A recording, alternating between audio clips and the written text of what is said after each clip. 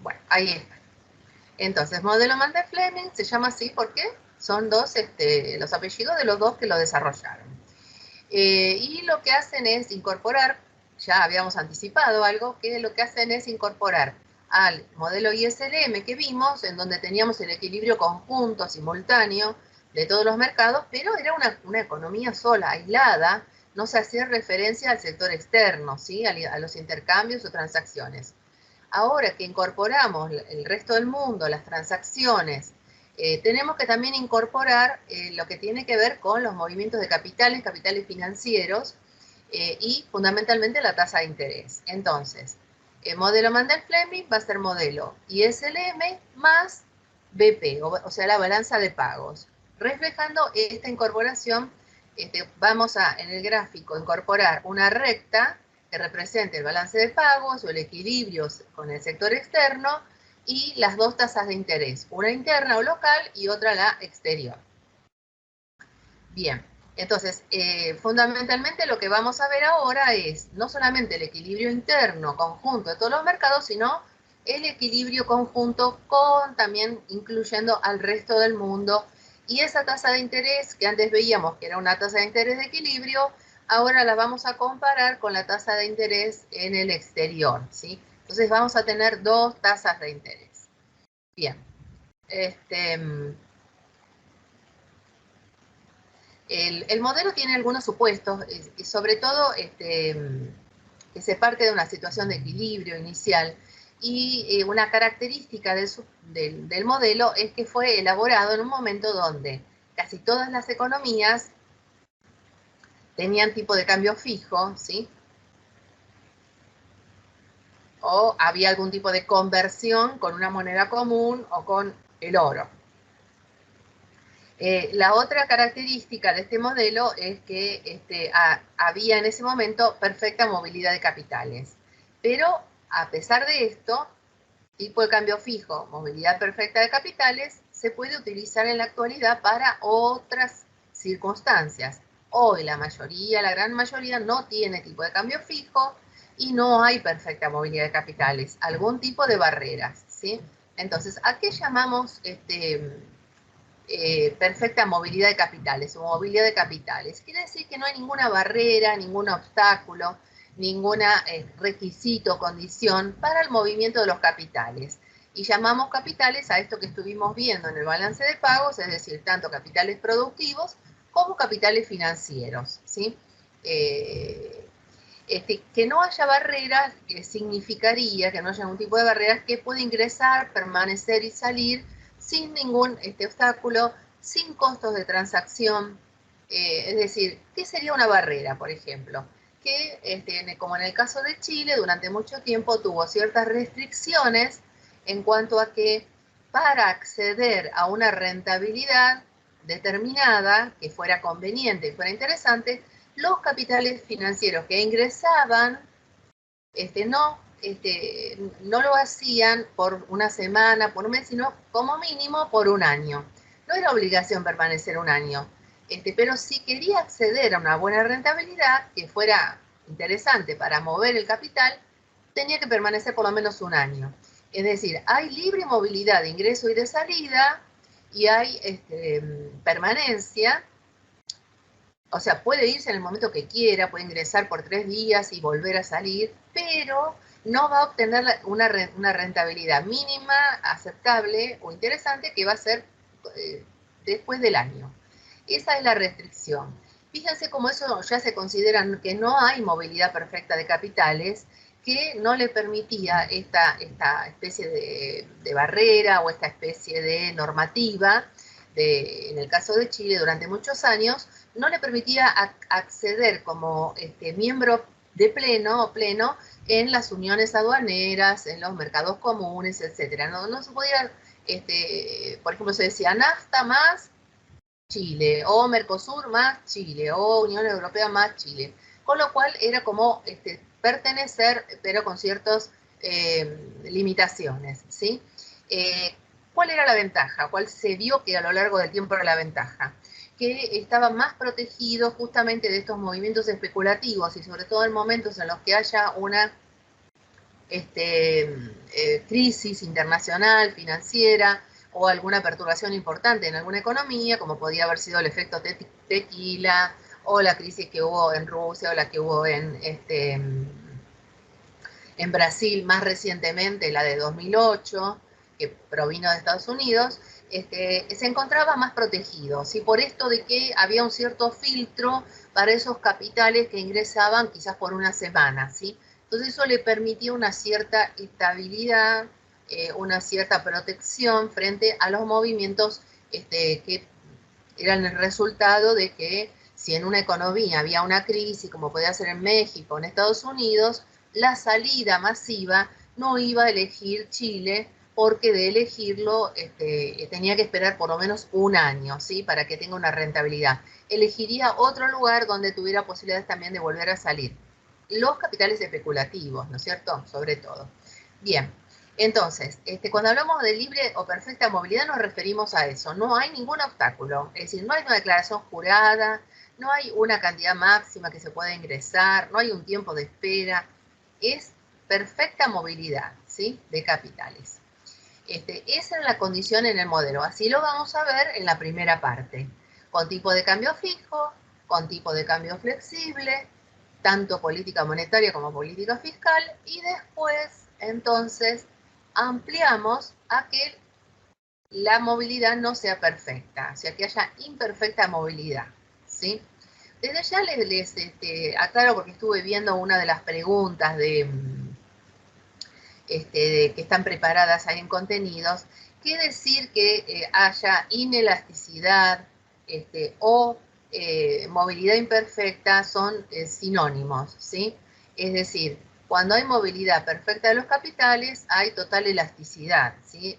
Pero cuando hay algún tipo de obstáculos, se vuelve más elástica, más inelástica, perdón. Entonces, decir que es inelástica o que hay una cierta inelasticidad en la curva BP, o decir que no hay perfecta movilidad, es semejante, es sinónimo. Me está haciendo referencia a que hay algún tipo de barreras, ¿sí? Fundamentalmente, ya desde ahora lo anticipo, esto que vamos a ver ahora, que es el ajuste, cómo se va ajustando ante un cambio en la política monetaria o en la política fiscal. El hecho de que haya movilidad perfecta quiere decir que el ajuste se va a producir en forma muy rápida, muy instantánea. En cambio, que haya una movilidad imperfecta significa lo contrario, que va a haber un cierto retraso en el impacto, en las consecuencias que tenga alguno de los eventos que ahora vamos a ver.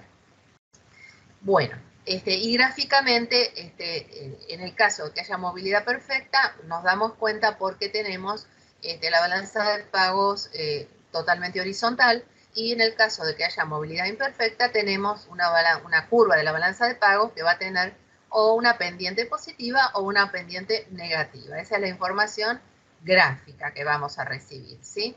Bueno, entonces, comenzamos por recordar que la IS contenía todos puntos de equilibrio del mercado de bienes y que la LM contenía todos puntos de equilibrio en los mercados financieros, de bonos y monetarios. Pero ahora el mercado de bienes y la IS en consecuencia va a incorporar ¿qué? Va a incorporar lo que tenga que ver con el sector externo, las IMPO y las EXPO, ¿sí? Entonces, los bienes, o cuando hablemos del mercado de bienes, ahora tenemos incorporado lo que se vende al resto del mundo y lo que se compra del resto del mundo. Entonces, la IS, si es más lo que se vende al resto del mundo, se desplaza para la derecha, ¿sí? Lo mismo que cuando teníamos una política expansiva, porque se están expandiendo todos los puntos de equilibrio en el mercado de bienes.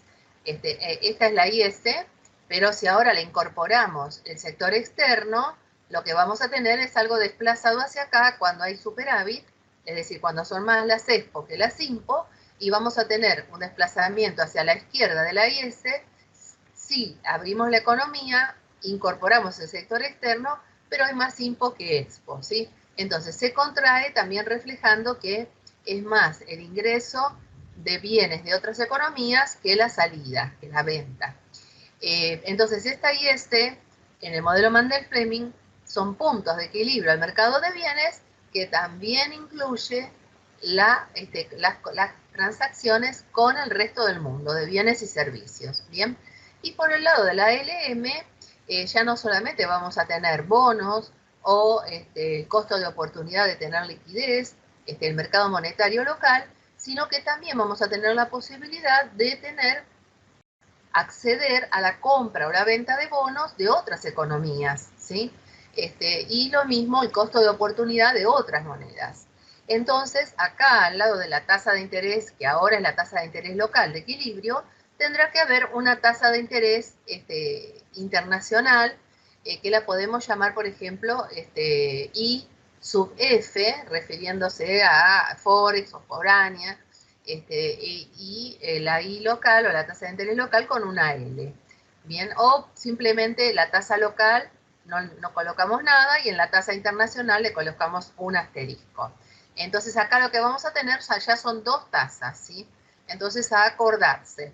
Pues lo primero que hago cuando voy a representar el modelo Mandel-Fleming, ¿sí? O cuando estoy pensando en el modelo Mandel-Fleming, es un modelo que tiene la IS, que contiene también el sector externo en cuanto a bienes y servicios. La LM, pensando también no solamente en los bonos y el mercado monetario local, sino la tasa de interés del exterior. Y una tercera curva, BP, que nos recuerda cuál es el estado del balance de pagos o la balanza de pagos, y que en este caso, por haber movilidad perfecta, no puede ser otra que así horizontal. Si hubiera una pendiente hacia abajo, hay déficit. Si hubiera una pendiente hacia arriba, hay superávit, ¿sí? Pero ahora vamos a ver que cuando hay una movilidad perfecta, esto se va corrigiendo en forma automática. Déjenme ver a ver si estoy avanzando, me estoy olvidando de algo por acá. Bueno.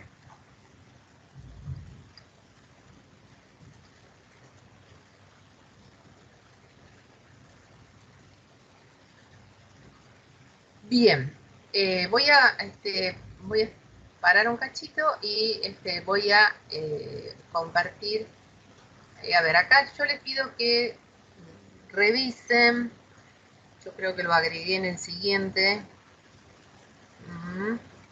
No se guardó. Bueno, lo colocamos de nuevo.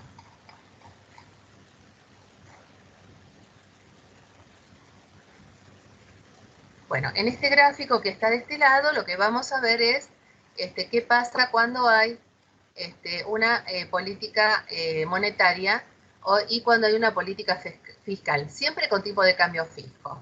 Ahora, para cualquier gráfico, lo que voy a hacer es, acá tiene que aparecer una tasa de interés local y una tasa de interés del exterior, ¿sí? Y lo mismo acá.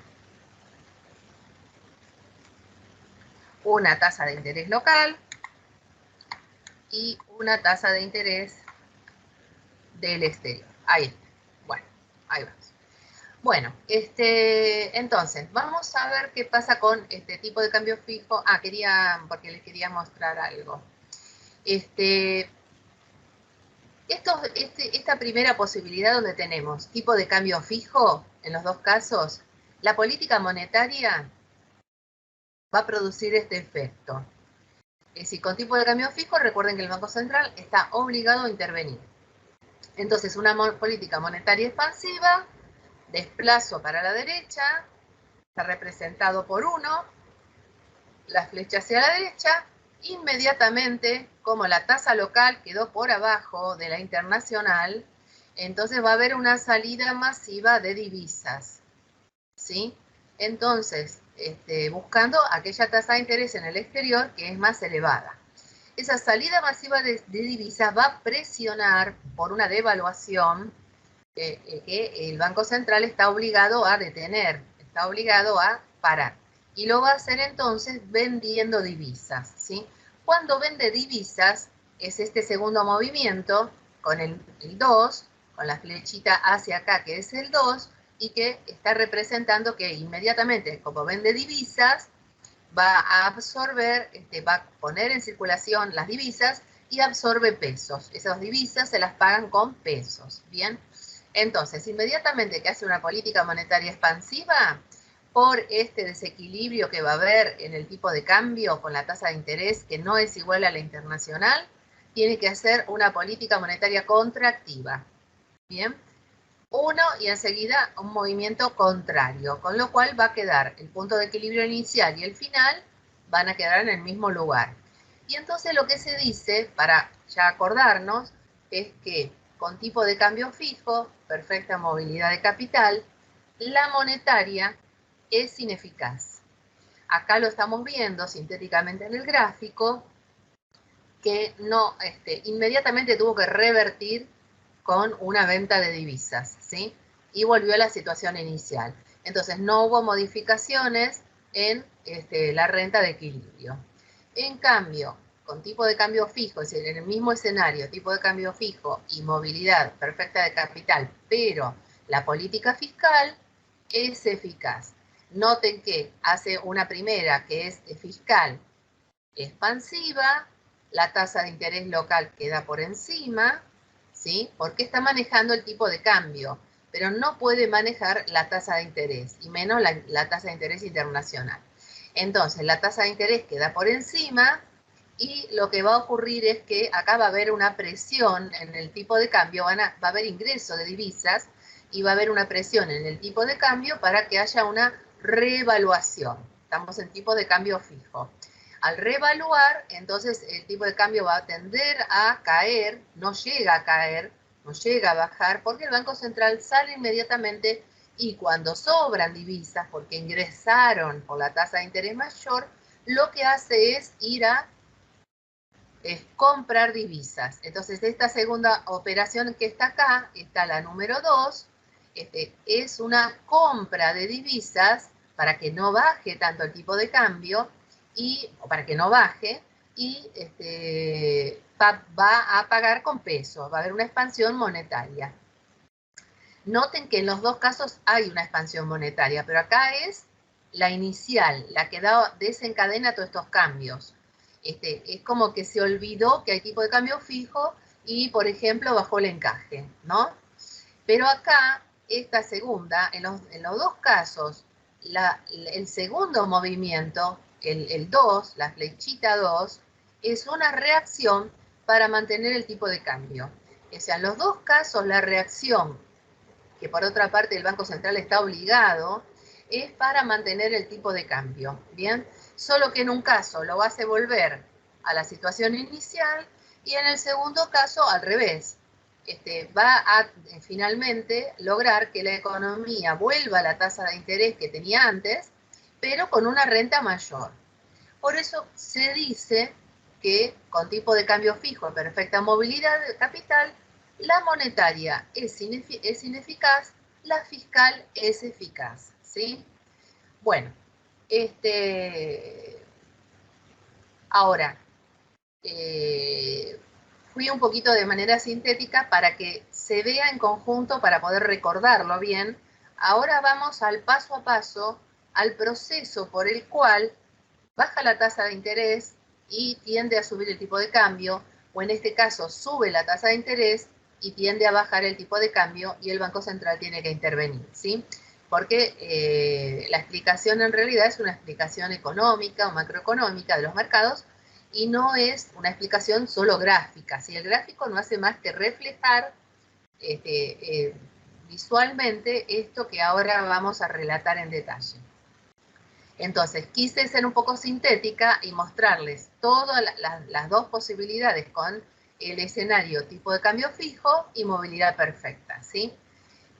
Y comparar. En una no es eficaz, vuelve a la situación inicial, en otra expande la renta y vuelve a una situación de equilibrio interna y externa. Bueno, quiero dejar un poquito este archivo, lo corro a un costado un ratito y después lo vuelvo a compartir.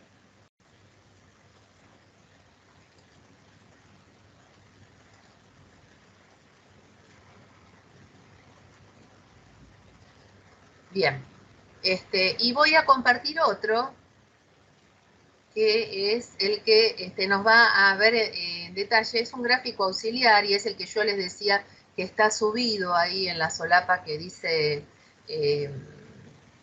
Mandel Fleming, y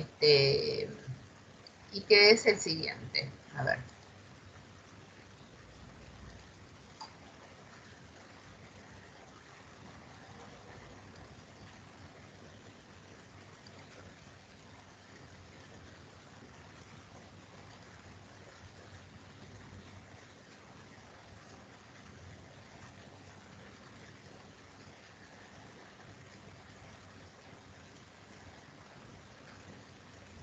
Un cachito que lo encuentre.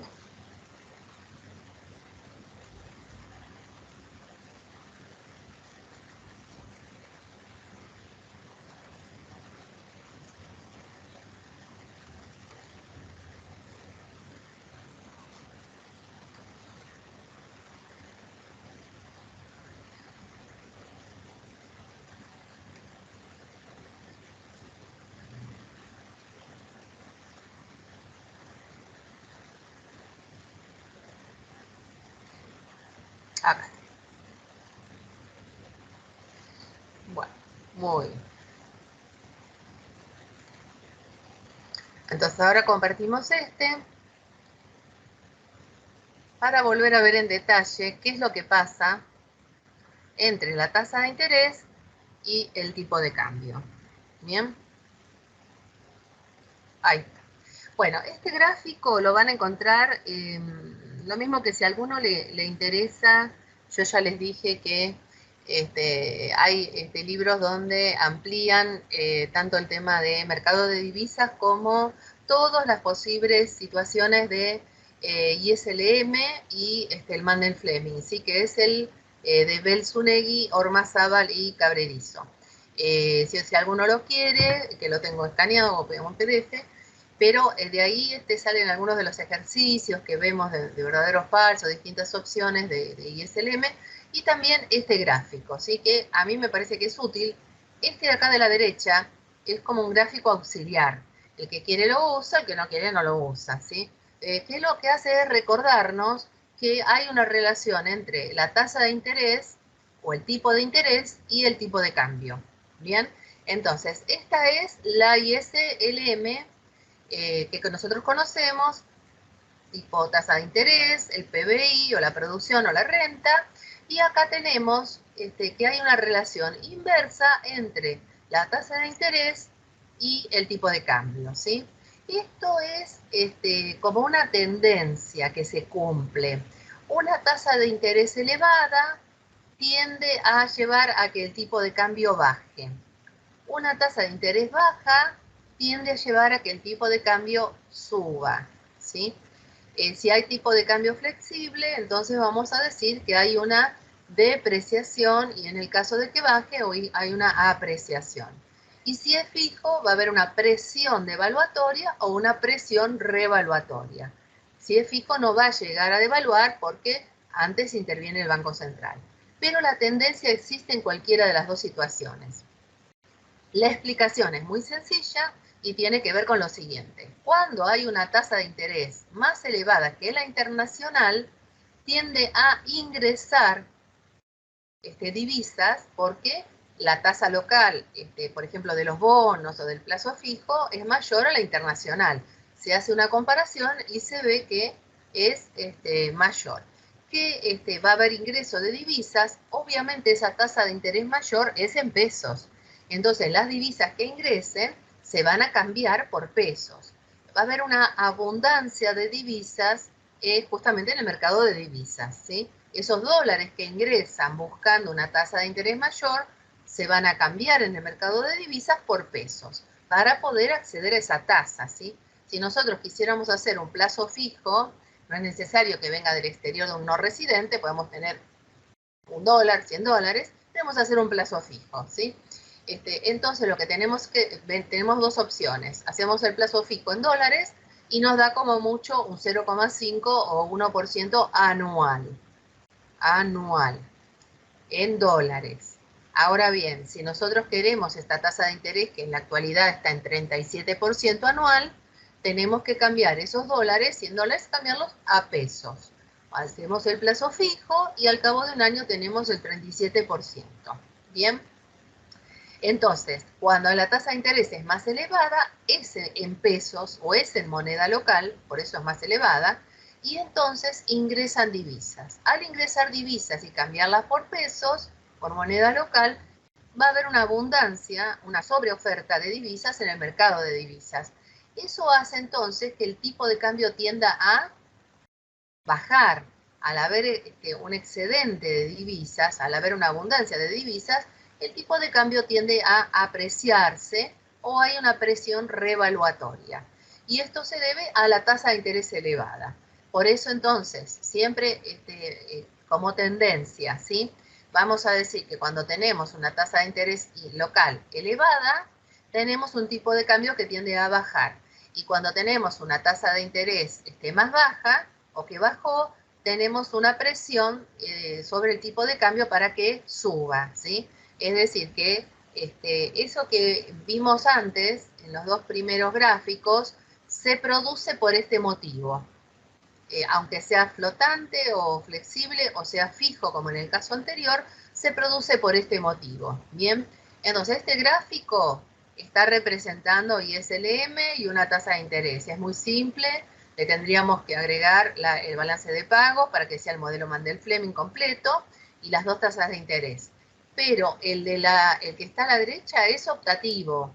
Es simplemente para recordar por qué pasa esto, que cuando sube la tasa de interés local, el tipo de cambio tiende a bajar, ¿bien? Y porque yo lo explico, pero con el gráfico me voy a acordar mejor. No me van a quedar dudas que si la tasa de interés pasa de estar en A a A', el tipo de cambio va a tender a bajar, va a tender a subir de A a A', ¿bien? Entonces este gráfico me ayuda a recordar esta relación y esta explicación de por qué cuando ingresan divisas, el tipo de cambio tiende a caer y cuando salen divisas, el tipo de cambio tiende a subir. Porque la explicación está dada por la comparación entre la tasa local y la tasa internacional. Bueno, este gráfico así, que es muy sencillo, lo tienen ahí arriba en archivos, lo tienen subido ahí en archivos. Y ahora entonces volvemos a... Vamos a dejar de compartir entonces el anterior. Y ahora volvemos entonces a la primera parte que tiene que ver con tipo de cambio fijo y movilidad perfecta de capitales. Bueno, ahí va. Volvimos con este tema. Tengo que compartir. Ahí está.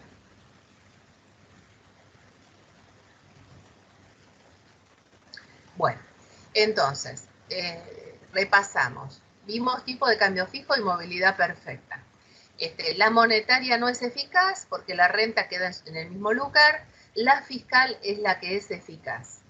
Tanto sea expansiva como contractiva. Esta regla o esta enunciación vale para cualquiera de las dos, expansiva o contractiva.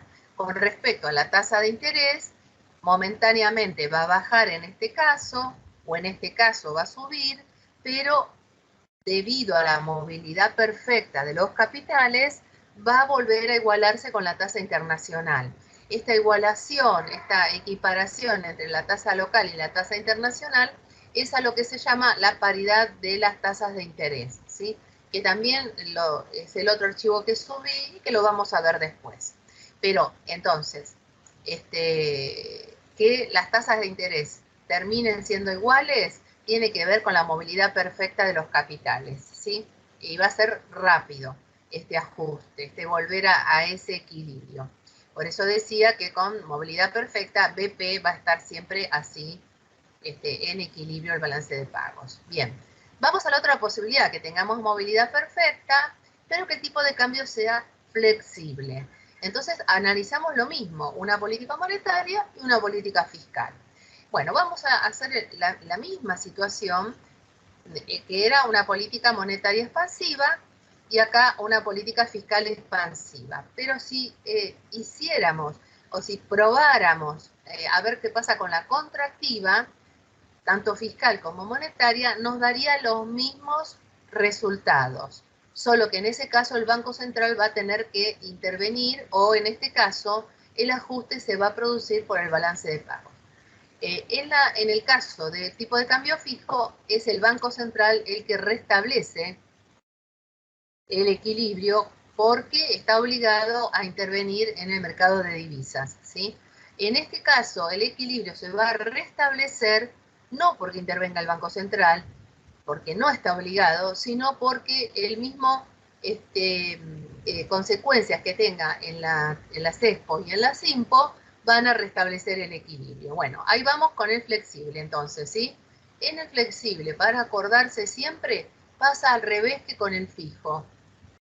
Cuando tengo perfecta movilidad, la que sirve es la monetaria, la eficaz es la monetaria, la que no sirve es la fiscal. Bien, bueno, ahí vamos entonces. Dos puntos a tener en cuenta. Antes era la monetaria, ahora la monetaria es la eficaz. Y dos puntos a tener en cuenta. Antes el Banco Central era el que hacía el movimiento 2, la flechita 2 representaba la compra o la venta de divisas para cumplir con su obligación legal, con su función, que es mantener el tipo de cambio, y en este caso esa flechita 2, ese movimiento 2, va a estar dado por la balanza comercial, por el ingreso o salida de divisas provenientes de la salida o el ingreso de mercancías. ¿Está bien? Bueno, vamos a lo mismo. Acá tendríamos lo mismo, de nuevo, una tasa de interés local y una tasa de interés internacional, en los dos casos, ¿sí? Acá en el corte de la línea que está en color verde, y partimos de una situación inicial E sub 0, y voy a hacer una política monetaria expansiva, como en el ejemplo anterior, ¿sí? Bueno, entonces, política monetaria expansiva, representado por esta flechita, por esto en rojo, esta LM', este primer movimiento es, por ejemplo, bajo el encaje, ¿bien? ¿Qué vemos ahora? ¿Cómo nos quedó la tasa de interés? Nosotros, si hay perfecta movilidad de capital, nos tenemos que fijar qué pasa con la tasa de interés local en relación a la del exterior.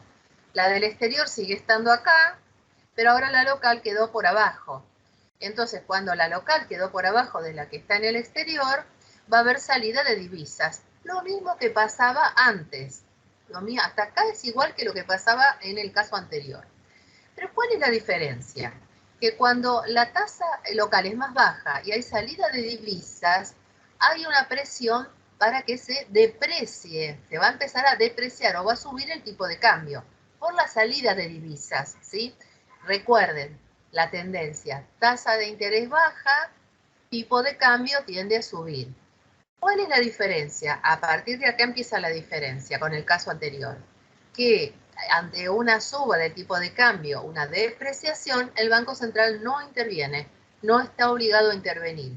¿Qué va a pasar en el balance de pago, sobre todo en la balanza comercial? Dado que el tipo de cambio está alto, va a haber mayor exportación y menor importaciones, ¿sí? Con lo cual va a haber menos demanda de divisas y al revés, va a haber más ingreso de divisas, ¿bien? Entonces, el equilibrio se va a restablecer porque al bajar la tasa de interés y subir el tipo de cambio, la balanza comercial va a tener un superávit. Eso está representado entonces por este desplazamiento de la IS. Acá la IS se desplaza porque crece todos los puntos de equilibrio de los mercados de bienes y servicios, ¿bien? O sea, crece la economía. Entonces, no se debe acá a que intervenga el Banco Central, sino que a consecuencia de que hay más expo y menos impo, crece la economía, va a haber más producción para exportar.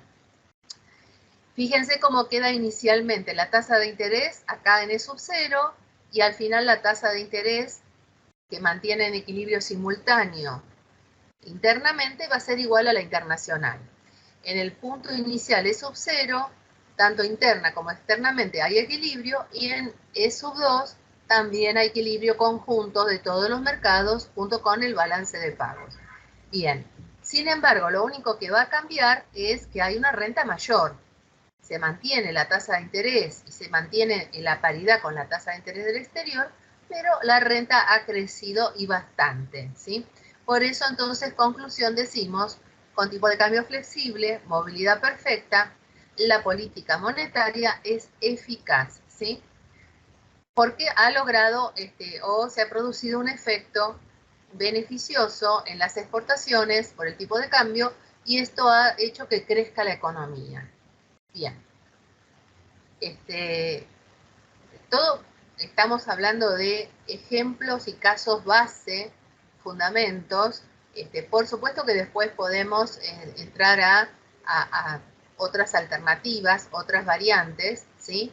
En las cuales no mejoren mucho la CESPO o aumenten la SIMPO, pero partimos de estos fundamentos, ¿sí? Que ocurre así y que la balanza comercial reacciona de esa manera. Y después vamos viendo las excepciones o las circunstancias en las que no se da. Bueno, vamos entonces ahora al tipo de cambio flexible para la política fiscal. Sigue habiendo movilidad perfecta, entonces acá voy a tener una tasa de interés local igual a la internacional, la balanza de pagos así horizontal, completamente, y entonces lo que voy a tener acá es en E sub 0 equilibrio interno y externo. Bien, política fiscal. Aumenta el gasto público o aumentan las transferencias y desplazamos la guía hacia la derecha, como veníamos haciendo antes. Para el primer parcial, hasta ahí sabíamos que representábamos así. Ahora, con este aumento del gasto público, representado en la flechita con el número 1, cuando tenemos el aumento del gasto público, nos va a quedar el equilibrio interno acá, en E sub 1. Además de que no hay equilibrio externo, es decir, es solamente un equilibrio conjunto interno, tengo una tasa de interés más elevada. La tasa de interés más elevada se asocia, acuérdense que tenía una relación, con una baja del tipo de cambio. Sube la tasa de interés, ingresan divisas y entonces empieza a caer el tipo de cambio, ¿sí? Como estamos con un régimen flexible, a eso lo llamamos apreciación, es decir, una baja del tipo de cambio. ¿Qué efecto va a tener cuando estamos ubicados en este punto, en E sub 1? Cuando estamos ubicados en E sub 1, el efecto que va a tener una tasa de interés más elevada, que hace que el tipo de cambio baje porque ingresan divisas, es que las IMPO se van a volver más baratas, más accesibles, y va a haber una tendencia a comprar más importaciones. Y las CESPO van a ser menos competitivas, por lo tanto es esperable que bajen las CESPO. Es decir, va a empeorar la balanza comercial. Acá entonces en 2 estamos representando que hay más compras del exterior, de importaciones, y menos producción local, ¿sí? Tanto para consumo local como para exportar. Entonces 2 está representando, es decir, volver de IS' a IS, está representando que hay un cambio en la composición y se demandan más bienes importados y también se produce y se exporta menos bienes producidos internamente. Entonces la economía se está reduciendo. Termina entonces, la situación final es E sub 1. Acá tenemos equilibrio del balance de pagos, o sea, de la parte externa, del mercado financiero y de los mercados de bienes. Pero la renta no ha crecido, ¿sí? Es decir, restablecemos sí o sí, siempre va a pasar con movilidad perfecta que vamos a tener la tasa de interés rápidamente va a volver a ser igual a la internacional, ¿sí? No puede por mucho tiempo mantener este ingreso o salida en cualquiera de los dos casos. La movilidad se restablece la paridad por la movilidad perfecta de capitales.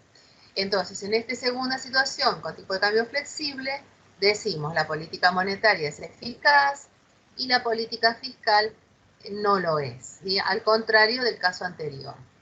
Bien, si en lugar de hacer expansiva hubiéramos hecho contractiva, en los dos casos, la política monetaria y la política fiscal, nos va a dar lo mismo, nos va a dar el mismo efecto, solo que la corrección va a ser por la balanza comercial, solo que si el tipo de cambio, en este caso, acá subió, bajaría, la tasa de interés sube y el tipo de cambio bajaría y tendría un déficit de la balanza comercial, que se va a recuperar con el movimiento al revés, ¿no? De 2 al revés, pero siempre por la balanza comercial.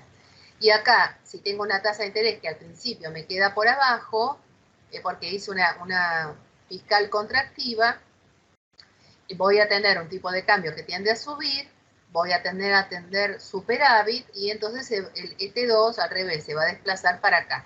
Pero siempre va a finalizar con la tasa de interés que había al inicio, ¿sí? La tasa local que hay al inicio es la que hay al final. Si es eficaz, la renta va a ser mayor. Si es ineficaz, la renta va a ser la misma que había antes. Pero la tasa de interés, sí o sí, por este movimiento perfecto de capitales, vuelve a ser la inicial. Cuando yo represente, por ejemplo, me pidan, como en el ejercicio que hay en Miel, me pidan que represente el modelo Mandel-Fleming o que represente el equilibrio conjunto con el sector externo, me lo pueden decir de distintas maneras. Yo voy a representar un eje de ordenadas tasas de interés. Si es Mandel-Fleming va a haber 2 tasas de interés, no puede haber una sola, porque eso sería una economía cerrada. 2 tasas de interés y la renta local, obviamente. Y la situación inicial en la cual voy a tener una IS, una LM y una BP. Acá voy a tener ya 3 curvas, cada una va a representar los equilibrios, distintos equilibrios en cada uno de esos mercados. Y después voy a representarlas todo en el mismo gráfico, ¿sí? Empiezo con 3 curvas, una azul, una roja, una verde. Y la situación final va a ser que en el mismo gráfico voy a representar si hubo una expansión fiscal, si hubo una expansión monetaria, y si eso qué repercusiones tuvo en la balanza comercial o en el caso anterior, qué intervención hubo del Banco Central. Con lo cual me van a quedar más de una LM o más de una IS, todo en el mismo gráfico, la situación inicial y final. Si se trata tipo de cambio perfecta movilidad, voy a tener que la tasa inicial y la tasa final van a ser iguales y no pueden ser distintas de la internacional. Si mientras sean distintas, va a haber ingreso o salida de capitales porque hay movilidad perfecta. Entonces, solo se va a restablecer el equilibrio al final de todo, E sub 2, cuando la tasa local vuelva a ser la tasa igual a la tasa internacional, es decir, la paridad de las tasas de interés, interna y externa. Bien ocurra esto por los efectos de la balanza comercial, o bien ocurra esto porque interviene el Banco Central, pero va a terminar ocurriendo así, cuando la movilidad es perfecta. Recuerden que con tipo de cambio fijo, el Banco Central no puede hacer acá el segundo paso, el 2, ¿sí? Tanto acá como acá, no puede hacer cualquier política monetaria el Banco Central, ¿sí? Con tipo de cambio fijo, no puede acá hacer subir el encaje, acá en 12, o acá bajar el encaje. No lo puede hacer. Tiene que hacer compra o venta de divisas. Esta es la operación excluyente, la que legalmente está obligado a hacer para restablecer el tipo de cambio. Es decir, no puedo decir con tipo de cambio fijo, bueno, en 2 hace una política contractiva, monetaria contractiva. No, está mal. Por ejemplo, vende dólares. No, está mal. Sí, perdón, sacamos la operación en dólares. No puedo decir una política monetaria contractiva, por ejemplo, baja el encaje. O una política monetaria contractiva, vende bonos, ¿sí? Porque si bien es contractiva, el Banco Central no puede hacer eso, tiene que incidir con esta medida.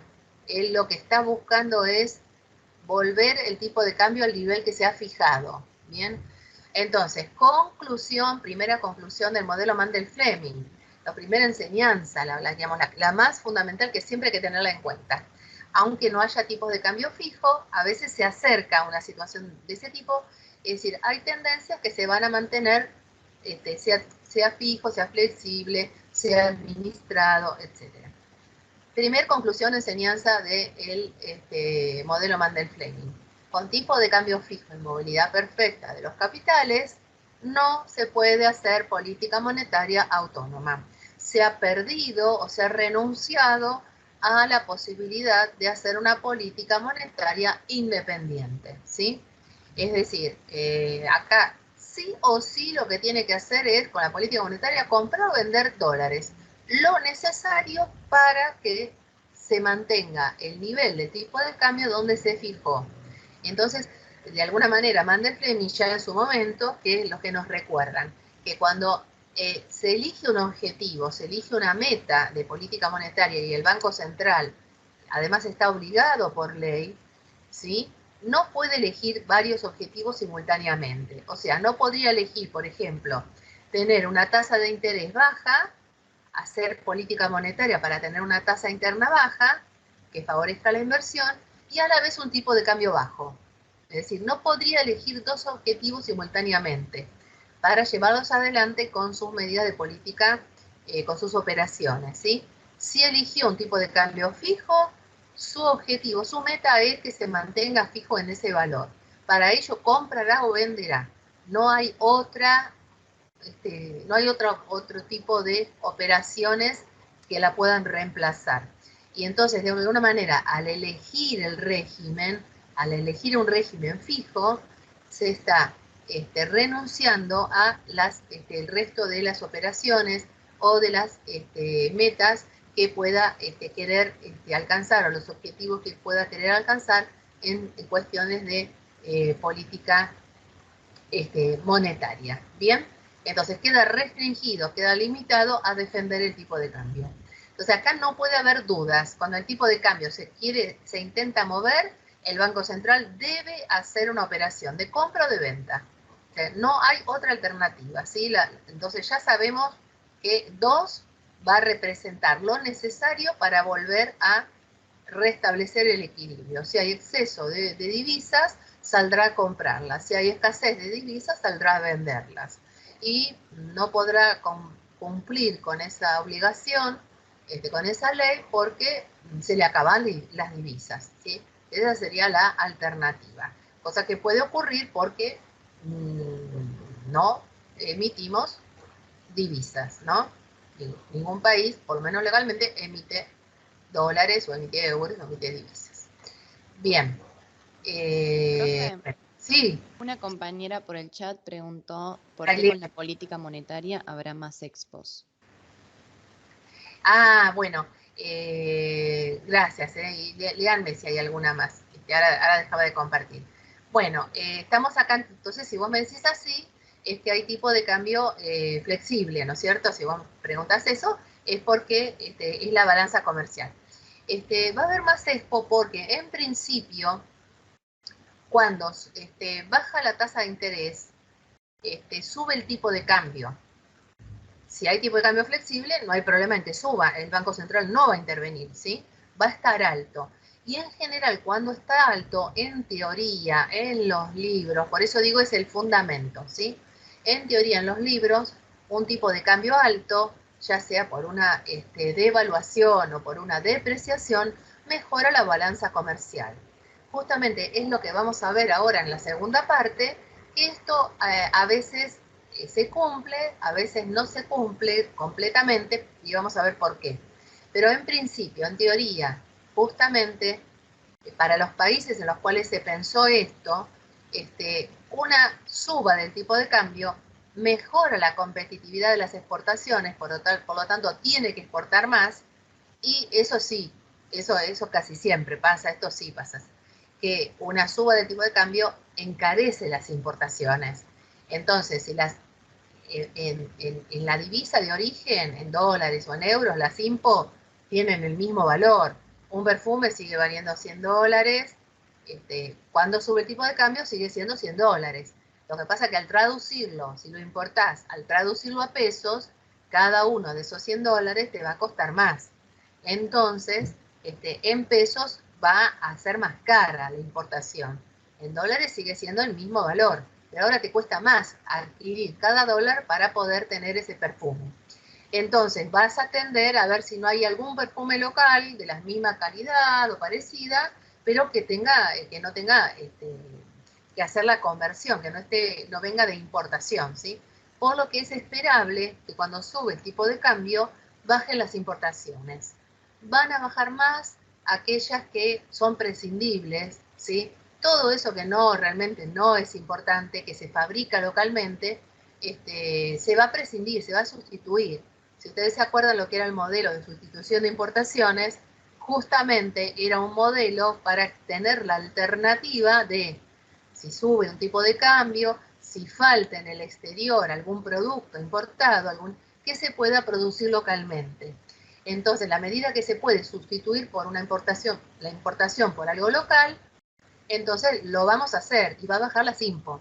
A veces hay productos que no se pueden sustituir, en el caso de las vacunas, por ejemplo, mientras no se hizo todo el proceso para poder empezar a fraccionarlas localmente, hubo que importarlas, ¿sí?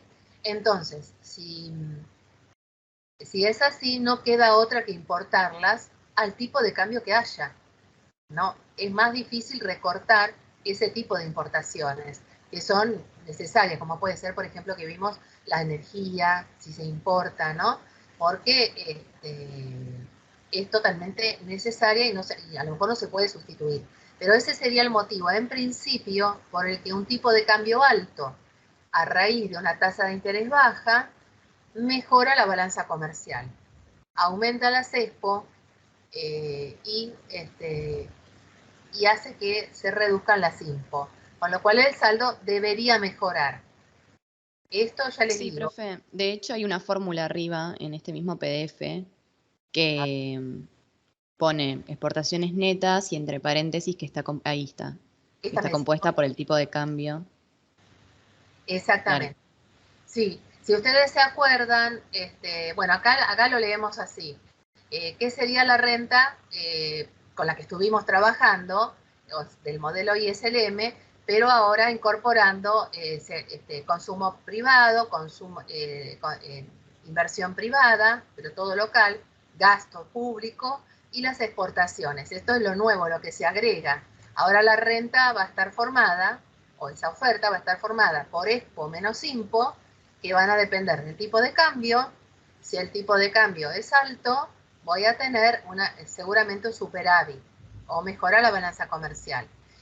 Va a depender también de la renta local y de la renta del exterior. Bien, esto ustedes si se acuerdan, cuando vimos la balanza y la cuenta corriente, estas eran las variables que explicaban mayor o menor saldo en la balanza comercial, en los flujos de ingreso y de salida a la cuenta corriente.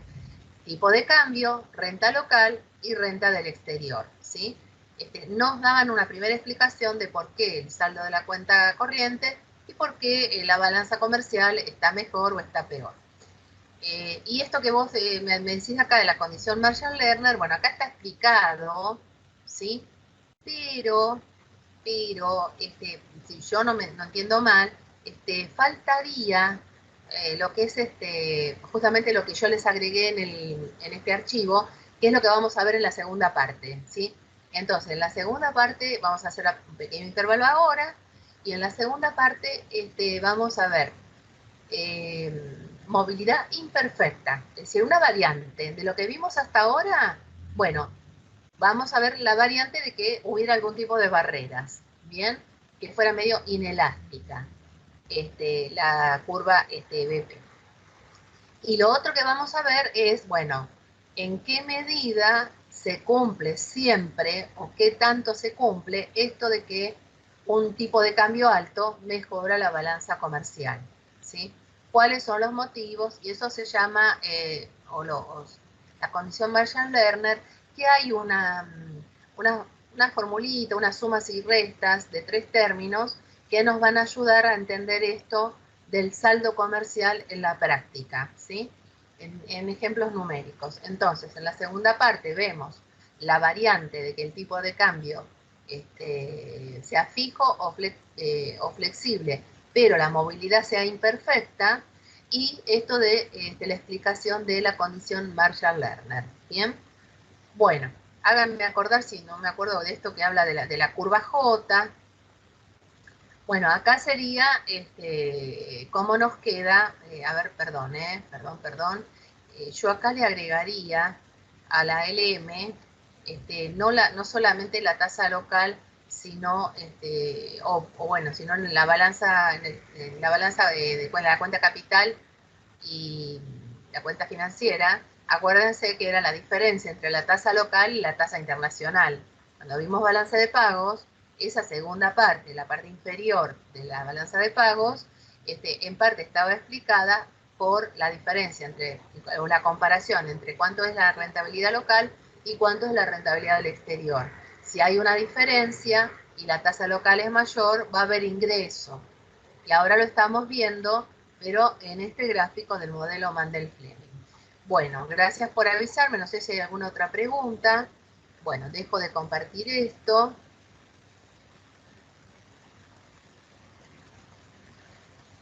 Parece que alguien está levantando la mano, ¿no? O ya hizo...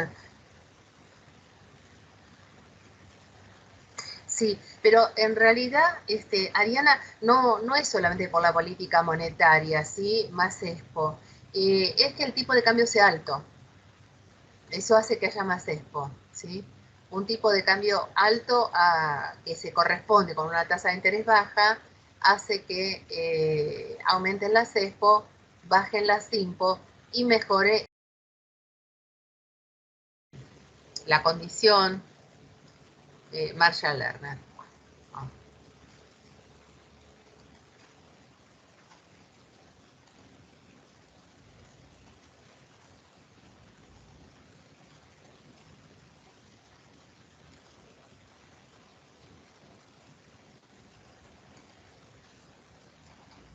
Bueno, entonces este es el segundo, que me quedo por el final.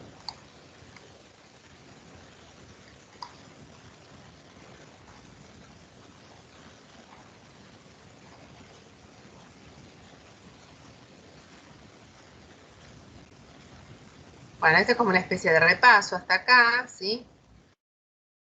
Y ahora viene lo que tenga que ver con la movilidad imperfecta. Bueno, acá hace una introducción de lo que tiene que ver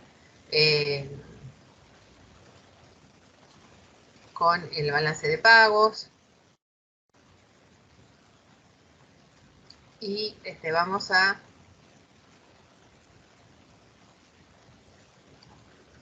ver, esto de la condición Marshall-Lerner, quiero enganchar con lo que estuvimos viendo de tipo de cambio fijo y tipo de cambio flexible para estas situaciones,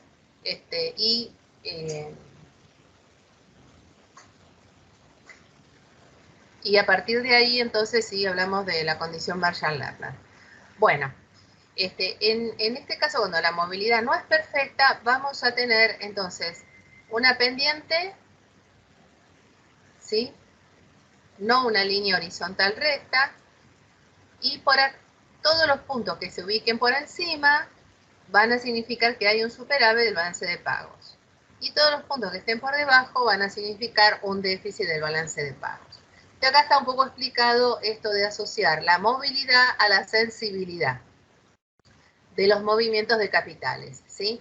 Cuando es totalmente horizontal, que representa que hay perfecta movilidad perfecta de capitales, es decir, no hay barreras, decimos que hay una mayor o infinita sensibilidad o infinita elasticidad a las variaciones en los tipos de interés. En el caso contrario, es decir, cuando hay imperfecta movilidad, va a haber menor sensibilidad o puede ser totalmente insensible. Esto son todos semejantes o sinónimos de decir que hay algún tipo de barreras o algún tipo de obstáculos a los movimientos de capitales. El hecho de que haya menor sensibilidad a las variaciones, a las correcciones de la tasa de interés, va a significar que el ajuste, esta tendencia que yo les comentaba, no va a ser inmediata, ¿sí? va a llevar un tiempo. Bueno, pero como toda tendencia a largo plazo se va a cumplir, el ajuste va a durar más, no va a ser algo inmediato, ¿bien? quiero mostrarles cómo nos quedan los casos cuando tenemos tipo de cambio fijo.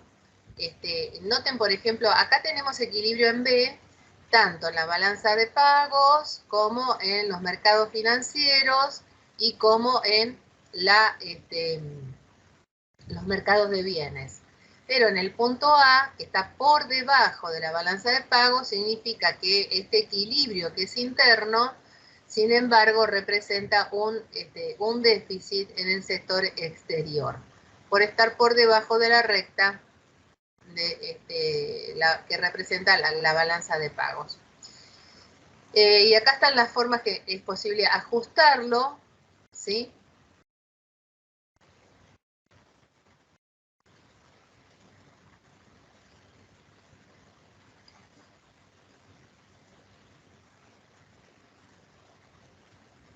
Bueno, acá tenemos un ejemplo que es parecido a lo que estaban ustedes viendo como ejercicios o como actividades, donde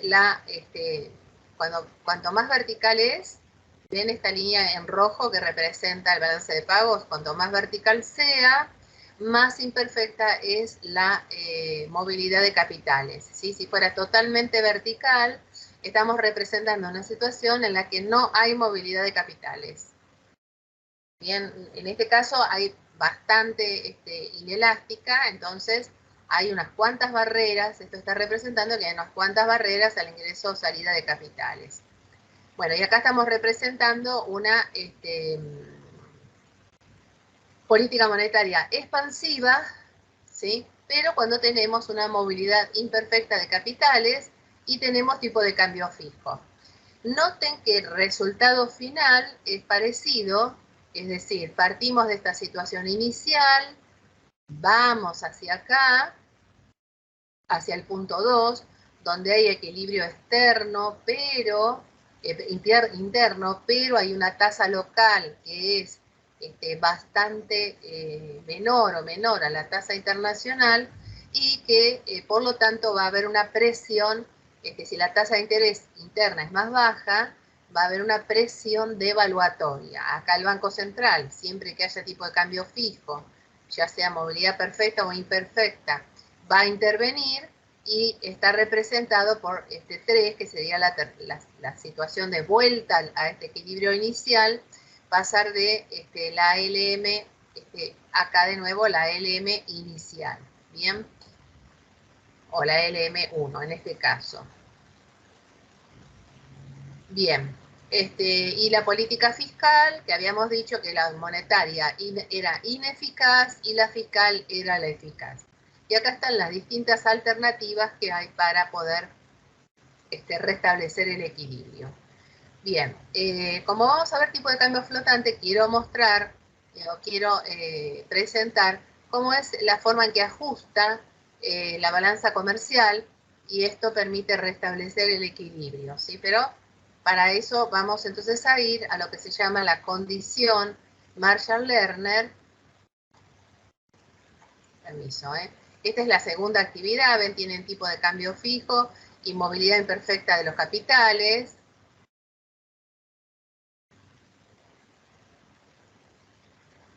Y con una política fiscal expansiva, ¿sí? Que en realidad está representado, si no me equivoco, arriba, ¿sí? A continuación del tipo de cambio fijo y la política monetaria. A ver, tipo de cambio fijo y una política fiscal expansiva. Bueno, acá lo tienen, ¿sí? Y esa es la pregunta que aparece abajo. Bueno, vamos a, voy a dejar de compartir un poquito y vamos a la condición Marshall-Lerner.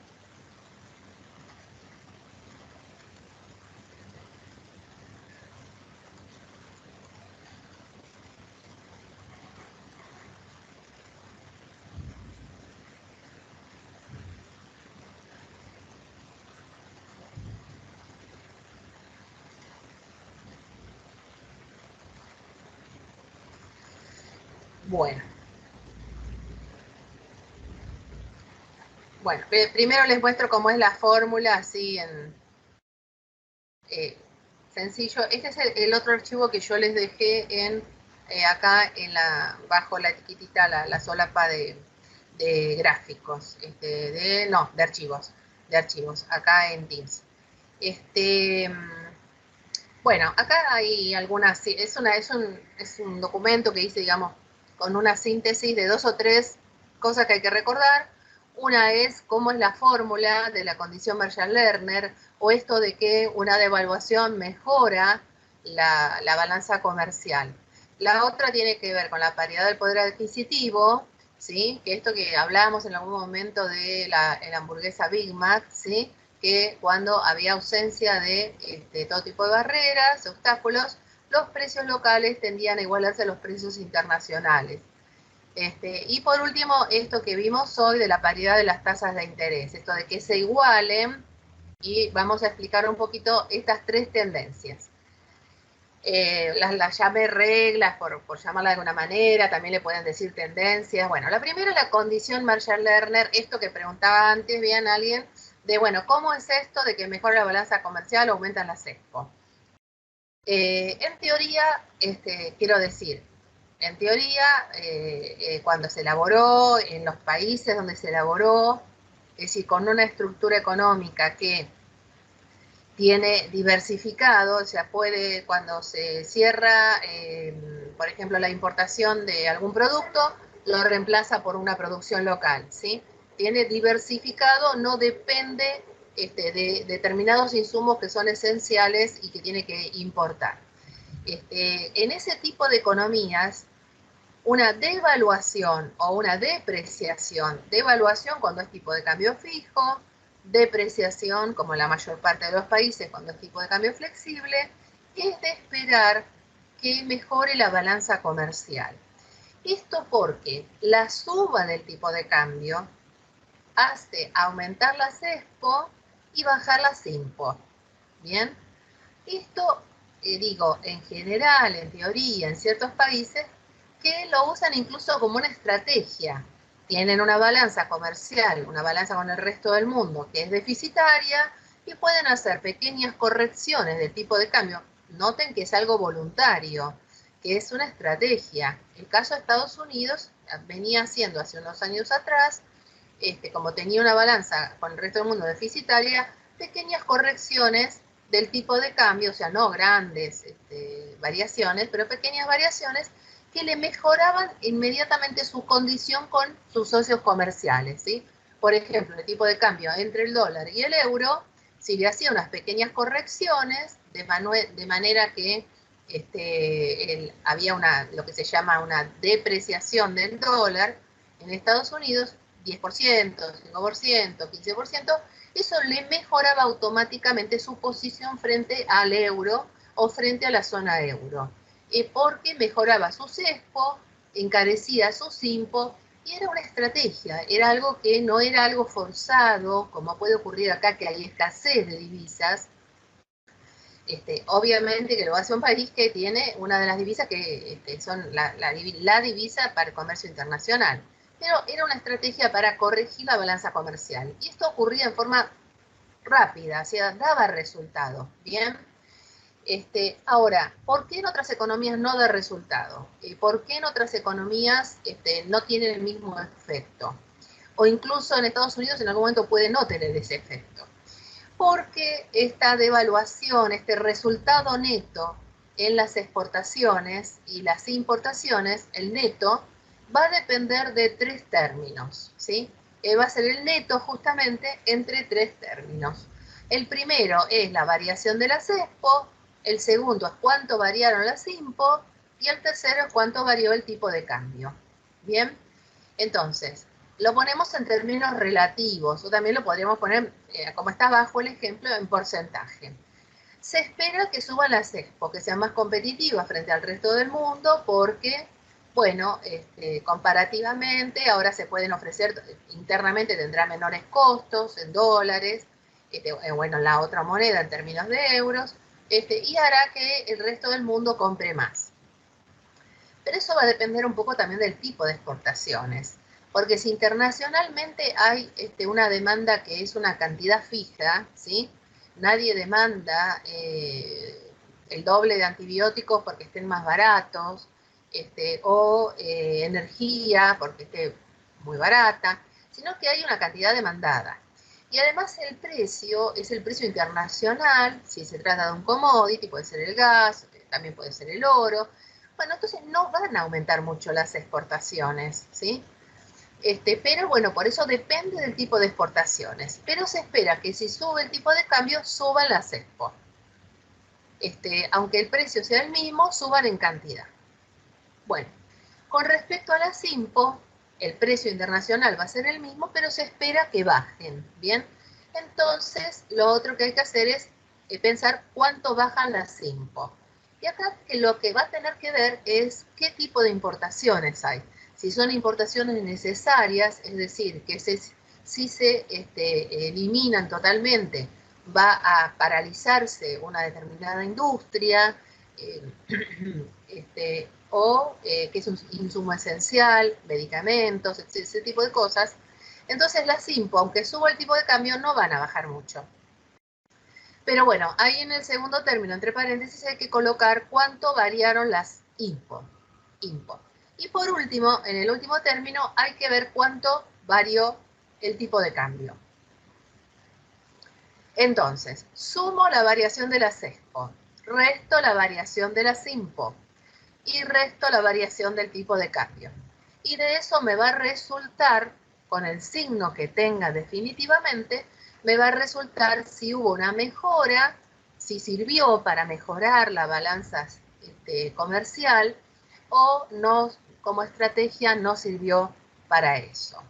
Digamos que viene a responder una de las preguntas que es, bueno, ¿cuáles son las consecuencias de una devaluación? La verdad que no sé qué clase, pero esta me parece una clase como tan actual, tan de lo que está ocurriendo, ¿no es cierto?, en estos días que estamos viviendo. Siempre, todos los años, en algún momento de la clase, uno se pregunta, o les pregunta, ¿cuál es la consecuencia de la devaluación? Y lo que siempre se dice es lo que dicen los libros, mejoran las EXPO, bajan las IMPO.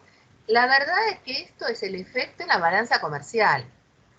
Hay otra serie de efectos que tienen las devaluaciones que son en algunos casos negativos o perjudiciales, ¿sí? Es decir, tiene consecuencias, impactos diversos, ¿sí? Sobre la deuda, el tipo de deuda, sobre los salarios en términos reales, dependiendo de qué sector, etc. Entonces, las devaluaciones, las depreciaciones tienen diversas consecuencias. Acá estamos hablando solamente de la balanza comercial. Entonces, en este caso yo puse como ejemplo que las EXPO subieron un 10%, ¿sí? Entonces, afuera tiene signo positivo y adentro también va a tener signo positivo porque la variación es en más. Sube las EXPO. Después, ¿cuánto variaron las IMPO? Y acá veo que las IMPO, como ejemplo, bajaron un 15%. Entonces, resto la variación. Como la variación es en menos, entonces dentro de los paréntesis incluyo el signo menos, ¿sí? Podría ser que suban las IMPO, habiendo una devaluación, que tengan una pequeña suba las IMPO, ¿sí? No sería la primera vez que pasa en nuestro país. Entonces, resto la variación de las IMPO con el signo que tengan. En este caso tienen un signo negativo porque bajaron las IMPO. O sea, se comportaron como se esperaba. Y resto la variación del tipo de cambio. Acá el tipo de cambio subió un 10%. Entonces, dentro del paréntesis hay un signo más, ¿sí? Bueno, y ahora no tengo más, entonces ya hice esto y, bueno, veo que las IMPO reaccionaron bastante, fueron sensibles a la variación en el tipo de cambio y bajaron, que era lo que se esperaba. Entonces, menos por menos, más. Entonces, 10% más 15% es más el 25%. Menos el 10% te queda más 15%. Entonces, en este caso, la variación neta en las exportaciones o la variación en las exportaciones netas, es decir, en el saldo de la balanza comercial, va a ser que mejoró o aumentó el superávit o hubo menos déficit, el signo que tenga, pero subieron las exportaciones netas un 15%, ¿sí? Entonces, leo de nuevo. Como resultado de que el tipo de cambio subió un 10%, las exportaciones subieron un 10%, las importaciones bajaron un 15%. El neto, o sea, el impacto final en la balanza comercial es un 15% más, ¿sí? Si hubo superávit, subió el superávit.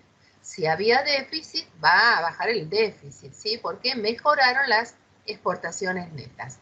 Bueno, entonces hasta acá se entiende que esto va a ser el neto y que depende de cómo reaccionen, ¿sí? Signo positivo quiere decir las exportaciones netas subieron o el saldo neto subió. Signo negativo que las exportaciones netas empeoró el saldo. A pesar de la devaluación, empeoró el saldo. Estos signos, los de afuera de los paréntesis, son siempre más, menos, menos. Lo que va dentro del paréntesis va a ser si la variación es en más o la variación es en menos, ¿sí? Y bueno, sigo la regla de los signos como siempre.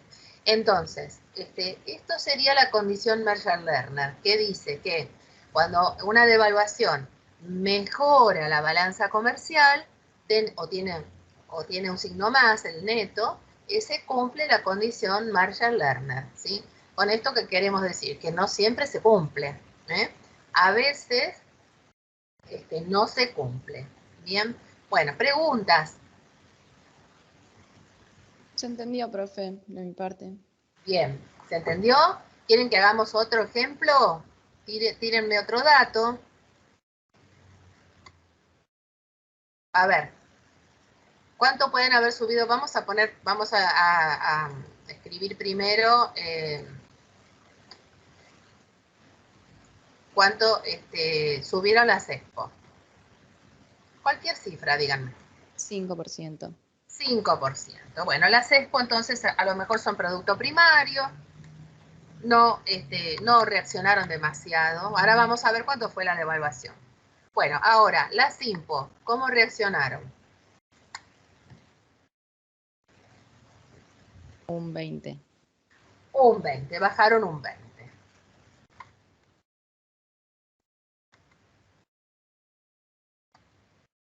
Vos te estás pensando en cuál resultado querés. No. ¿No? Bueno. Y no, ahora, para cambiar los que están ahí. Bueno, ¿cuánto podría ser la devaluación? Ni de un 15. Un 15. Entonces le dejo el signo más adentro del paréntesis, ¿para qué? Para ver que subió el tipo de cambio un 15. Bien. Resultado final, entonces, menos por menos más. 5 más 20 menos 15, perdón, 5 más 20, 25, menos 15 más 10. Acá también mejoraron. Acá también mejoraron. ¿Sí? Entonces decimos, bueno, se cumplió la condición Marshall-Lerner.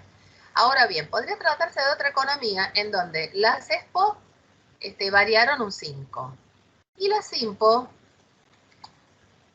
a pesar de la devaluación, y esto pasó acá, ¿sí? Subieron un 2%, ¿sí? Y tenemos una devaluación del 15, subió el tipo de cambio un 15. ¿Puede pasar esto? Sí. Puede pasar cuando tenemos exportaciones que en su mayoría predomina los commodities, ¿no? Poca reacción.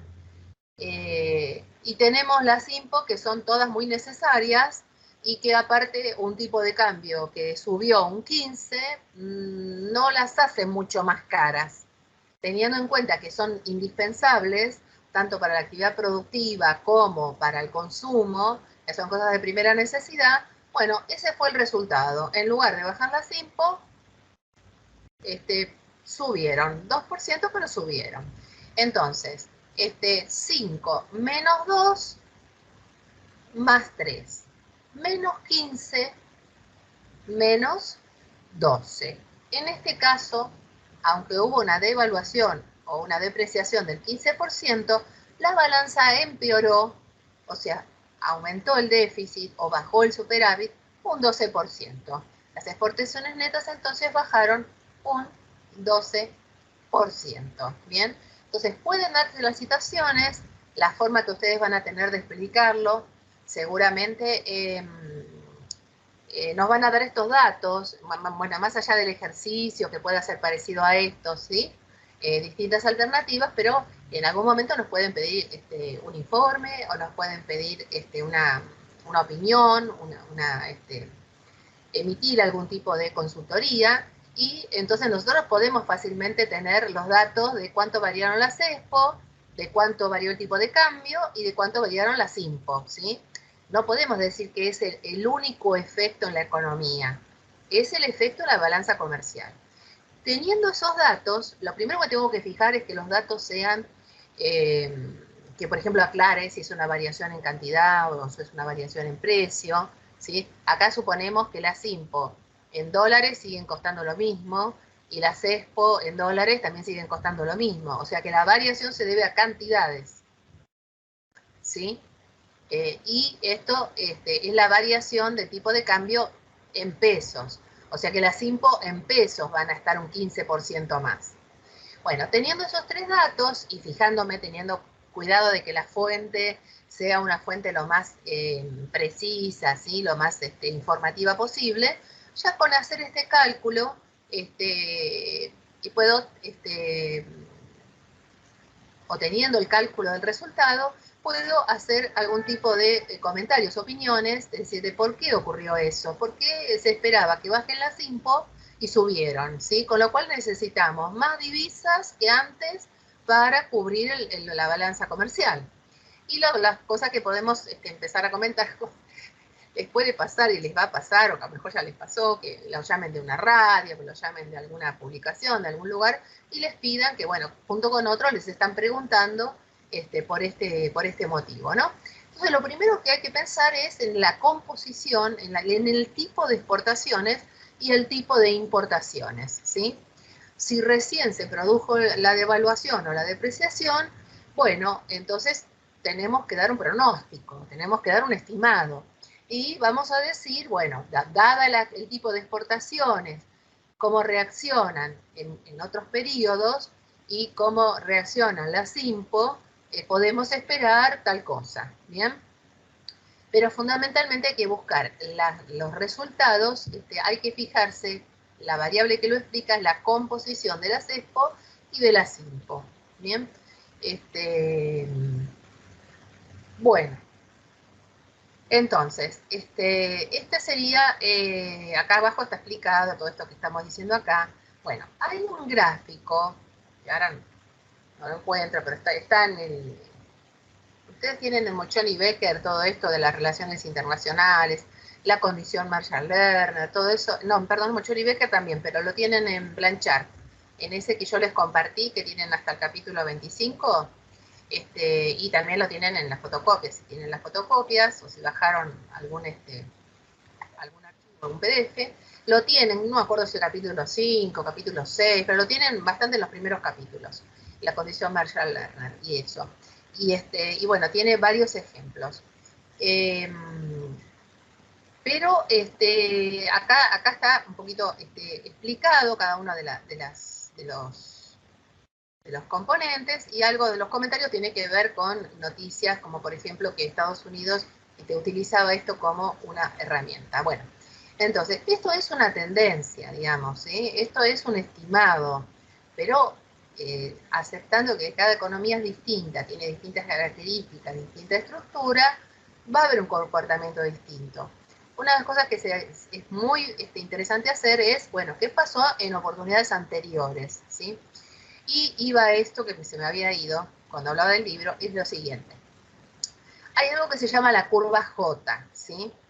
Que es algo con una forma de J acostada, ¿sí? Que lo que está representando es, ahora no la tengo acá, pero la tenía, no la tengo. No sé si alguno la vio en estos dos archivos. Está mencionada, pero no está en el gráfico. Que lo que está representando es lo que pasa en la balanza comercial en el primer instante cuando hay una devaluación. o una depreciación, ¿sí? Bueno, ahí en un eje representamos el saldo de las exportaciones netas, en el eje de ordenadas, y en el otro el tiempo, digamos, transcurrido, la trayectoria en el tiempo de las exportaciones netas. Y lo que se ve en el momento en el que hay una depreciación o devaluación es una caída de las exportaciones netas, ¿sí? Bueno, y después lentamente se va recuperando y va encontrando de nuevo su nivel. ¿Con eso qué quiere decir esa J? ¿Con eso qué quiere decir ese gráfico? Bueno, es esto que estamos hablando acá, de que a veces la balanza comercial, el resultado, al principio de la devaluación, no es el esperado, no es un superávit inmediato, ¿bien? Va a depender de las condiciones en las que esté la economía. Y con el transcurso del tiempo puede sí empezar a recuperarse y a tener un superávit. Pero no podemos esperar que en todas las economías en forma inmediata aumenten las expo. Sobre todo en economías que a lo mejor se trata de exportaciones que son recientes, que recién se están iniciando, ¿sí? Que están en la etapa de incubadora, digamos. Entonces no podemos esperar que enseguida haya una reacción inmediata de las exportaciones que suban. Entonces la curva J, una J un poco acostada, representa eso, que a veces una devaluación, enseguida hay una caída, empeora la balanza comercial. Y solo después, con el tiempo, se ven los efectos positivos en la balanza comercial de una depreciación o de una devaluación. Y además recordar que no es la única consecuencia, sino que va a haber consecuencias, entre ellas, por ejemplo, lo que se llama el efecto traspaso. Ya tocamos el tema de inflación, pero el efecto traspaso o el efecto pass-through es el efecto que tiene una suba del tipo de cambio que se va trasladando a precios internos, ¿sí? Es decir, porque suben algunos costos y también porque remarcan no solamente los que importan, una suba del tipo de cambio, hay un traspaso a precios. En algunos sectores se puede remarcar más y en otros sectores se puede remarcar menos. Pero eso también se puede calcular, ¿sí? Es decir, unos días antes de, por ejemplo, del 2015, que hubo, en diciembre, que hubo un cambio en el tipo de cambio, ya se podía estimar de que el traspaso a precios, de pasar de 11 a 15, del tipo de cambio, iba a tener un 38% de aumento en los precios, ¿sí? Es decir, el efecto traspaso pass-through es una consecuencia de una suba del tipo de cambio que se va a traducir en una suba generalizada de precios, ¿bien? Que dependerá de que si son mercados competitivos o no, que puedan remarcar o no, pero se puede calcular con anticipación el otro efecto, es decir, va a tener algunos efectos como si mejora la balanza será positivo y tendrá otros efectos que van a ser perjudiciales, nada es neutral y que no tiene costo, sino, bueno, el primer costo que va a tener, por ejemplo, Estados Unidos con la Unión Europea cuando hacía estas correcciones era que inmediatamente se quejaban los socios comerciales quienes cobran porque quedan en desventaja.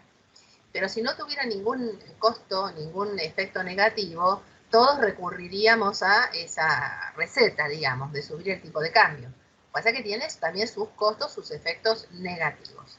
Bueno, el otro, la paridad del poder adquisitivo, tiene que ver con esto que en algún momento hablamos de que había una tendencia, si no hay barreras, si no hay costo de transacción, si no hay costo de transporte, todo lo que dijimos antes, si los bienes son estándar, esta canasta de bienes que forma el índice de precios local va a ser igual a la canasta de bienes que forma el índice de precios en otra economía. Pero esta va a estar, por ejemplo, en dólares y esta va a estar en pesos. Son los mismos bienes, ¿sí? Tanto es así que podríamos usar el ejemplo simplificado de la hamburguesa. Ahora bien, esto que está en dólares, para yo saber si hay una igualdad o no, tengo que traducirlo a pesos y lo traduzco a través del tipo de cambio, tantos pesos por un dólar. Y entonces en el segundo miembro ahí me va a quedar el valor o el precio de una canasta en pesos, pero la de Estados Unidos, y en el primer miembro me va a quedar la misma canasta, pero de Argentina y en pesos. Ahí sí las puedo comparar porque las dos están en pesos, ¿sí? Son productos homogéneos. Uno está hecho allá y el otro está hecho acá. Pero los índices comprenden los mismos productos. Entonces, a largo plazo se va a cumplir esta paridad si no hay barreras, si no hay obstáculos, previsiones, etcétera, porque si fuera más barato acá y es el mismo producto y no hay costos de transacción, van a venir de Estados Unidos a comprarlo acá. Si fuera más barato en Estados Unidos y más caro acá, van a ir a demandarlo a Estados Unidos, ¿sí? El producto, porque el producto es igual, no hay costo de transporte ni de transacción. Bien.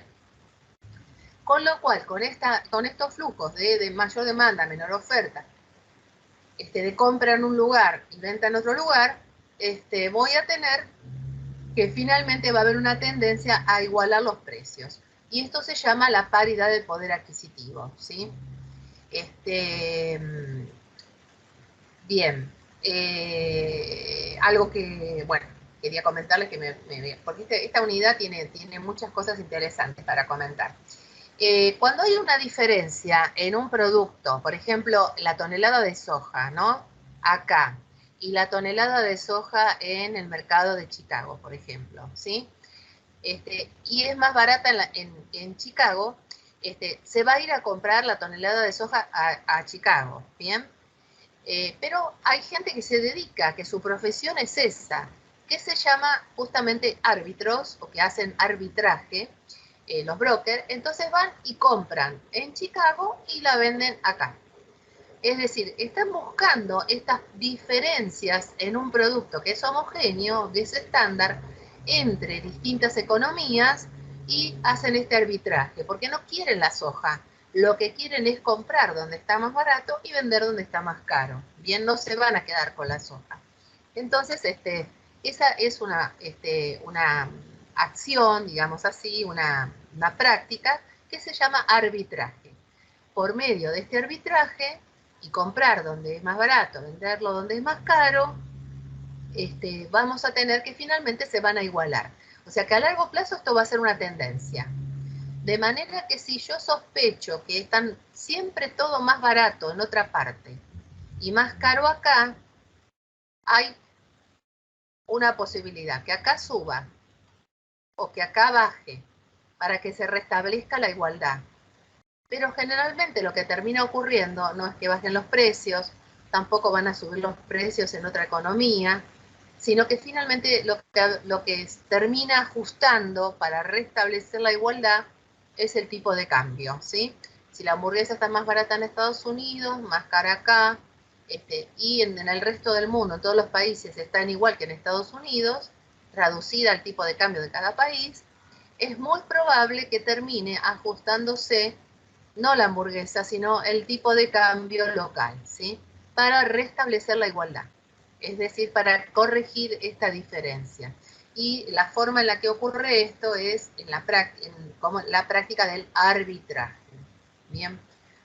Bueno, entonces esto era lo que hablaba la otra vez del precio único, de que a nivel internacional va a terminar tendiendo a tener un precio único si es un producto homogéneo. Bueno, en condiciones o que se cumplan todos esos supuestos. Ahora bien, ¿qué pasa si no se trata de una hamburguesa, si no se trata de un producto, sino que se trata de bonos, se trata de algún tipo de instrumento financiero? Entonces, en lugar de hablar del precio de la hamburguesa, tendríamos que hablar de la rentabilidad. Bien, y acá vamos a tener entonces que comparar, que era lo que estábamos haciendo antes, cuando había una tasa local más cara o más barata, más alta, más baja que la internacional, lo que se hace es comparar la tasa local con la internacional. Entonces, estos que hacen arbitraje, que se dedican a esto, tanto van a comparar precios de productos, ¿sí? Como pueden comparar divisas y encontrar una diferencia entre dos mercados, y van a comercializar en el mismo día la compra y la venta, cómo pueden comparar activos financieros, ¿bien? Y van a hacer esto, van a comprar y van a vender de acuerdo a eso. o van a colocar, van a salir y van a entrar de acuerdo a dónde esté la rentabilidad mayor. ¿Vamos bien hasta acá? Ahora bien. Sí, profe, todo bien. Bueno, pues esto viene a cuento de qué? De que antes yo les dije en el gráfico que la tasa local y la tasa internacional con movilidad perfecta eran iguales, ¿sí? Bueno, hay un tema, que son iguales comparando el mismo instrumento, el mismo bono, el mismo riesgo, el mismo plazo, todo igual, ¿sí? Lo único diferente es la tasa de interés. Entonces, vamos a ir ahí a donde la tasa de interés es más elevada. Vamos para allá. Pero resulta que la tasa de interés más elevada es más elevada en esa moneda, la moneda local. Entonces, quien venga, por ejemplo, acá buscando una tasa de interés,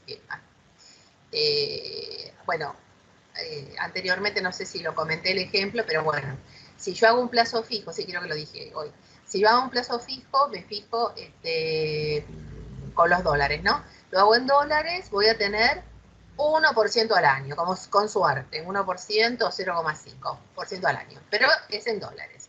Y los intereses son en dólares. Pero si lo paso a pesos, voy a acceder a un 37%.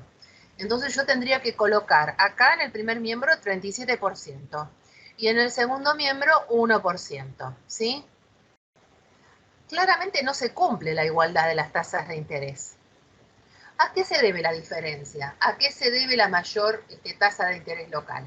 Bueno, a que se trata de instrumentos que no son iguales y que tengo que necesariamente cambiar de moneda. Es decir, tengo que deshacerme de los dólares y comprar pesos y cambiarlo por pesos. Y ahí va a haber un tercer elemento, es decir, el riesgo fundamental es que varíe el tipo de cambio, ¿sí? Entonces yo tengo que agregarle a esta igualdad de las tasas de interés, tengo que agregarle el riesgo que corro al cambiar los dólares por pesos, sea residente o sea no residente. Entonces en el primer miembro tengo un 37, en el segundo tengo un 1%, y acá le tengo que asignar algún número. Bien, una vez es estimado, puede ser que la pegue o puede ser que no la pegue, ¿sí? Supongamos que tengo un estimado de que en el mismo periodo que voy a recibir el 37% en pesos, el tipo de cambio va a subir un 17. Bien, entonces 17 más 1 es 18.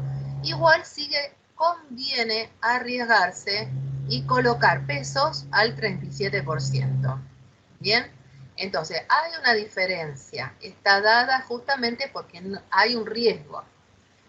El riesgo más probable uno de los riesgos puede ser que no se pague, que no te devuelvan el plazo fijo, pero el riesgo, aún así, el más probable es que varíe el tipo de cambio.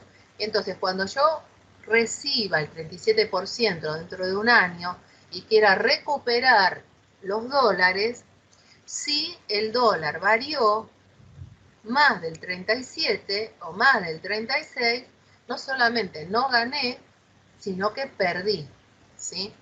Entonces hay que agregarle, si por ejemplo hay tipo de cambio fijo y recién está comenzando el régimen fijo, esto va a ser 0, porque es muy probable que si el Banco Central tiene divisas y hay un tipo de cambio fijo, dentro de un año, dentro de 6 meses, tenga el mismo valor, ¿bien?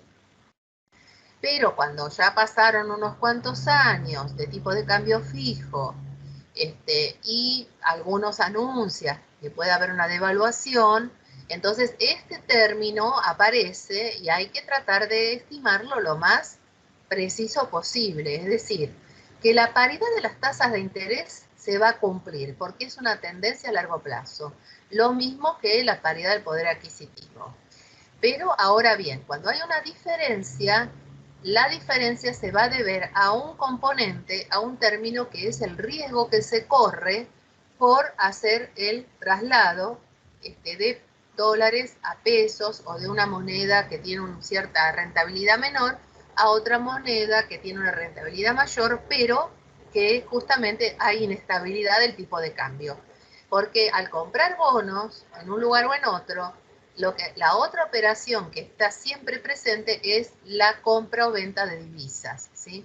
Para poder colocar acá un plazo fijo al 37%, hay que deshacerse de los dólares y transformarlos en pesos. Se puede esperar 3 meses y decir, bueno, no voy a esperar un año para el 37%, con 3 meses, con 6 meses, y vuelvo a recuperar los dólares y hice una rentabilidad también del 37, sería casi del 18%, ¿sí? En medio año. Que también sería una rentabilidad interesante frente a tasas internacionales que pueden ser el 1, puede ser, incluso han sido negativas. Bueno, entonces esta es la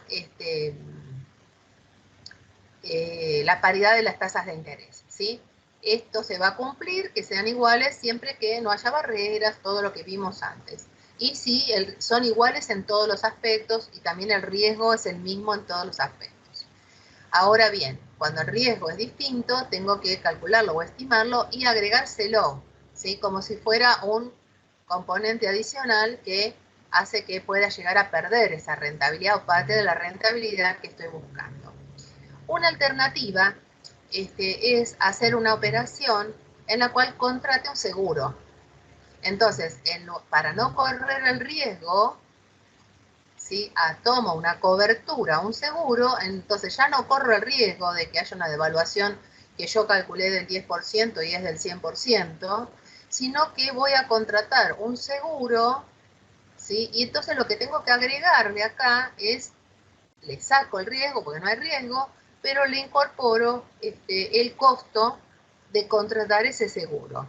Bien, si así todo con el costo de contratar el seguro, la tasa de interés local es mejor que la internacional, entonces colocaremos el plazo fijo o compraremos bonos, lo que sea, porque sigue siendo más atractiva la tasa local.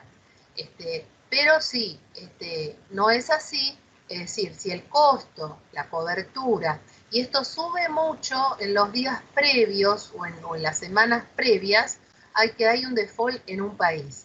Si ustedes miren cualquier película, cualquier serie que trata sobre los movimientos financieros, sobre los momentos de default, por ejemplo, de Grecia o de Italia o mismo de Argentina, van a ver que los días previos hay mucho movimiento de contratar seguros o coberturas para las operaciones, ¿sí? Para limitar la posibilidad del riesgo. Y acá durante mucho tiempo era legal, ¿no? Creo que sigue, bueno, ahora está medio limitado, pero bueno, durante muchos años fue legal esta operación, una operación enganchada, que es la siguiente. Tener un plazo fijo por acá, no sé, a 30 días, a diciembre, hoy estamos a 9, ¿no? A 9 de noviembre. El 9 de diciembre, un plazo fijo en pesos con una determinada tasa y para cubrirse se compra dólar futuro. Entonces, para el mismo día, contrato por el mismo importe del plazo fijo, hago un contrato de dólar futuro. Entonces, ese día yo voy a pagar con pesos y me van a entregar la cantidad equivalente de dólares, ¿sí? Pero no a la cotización que esté en ese momento, sino a una cotización que se pacta, que es mayor a la de hoy, pero que se pacta el día de hoy.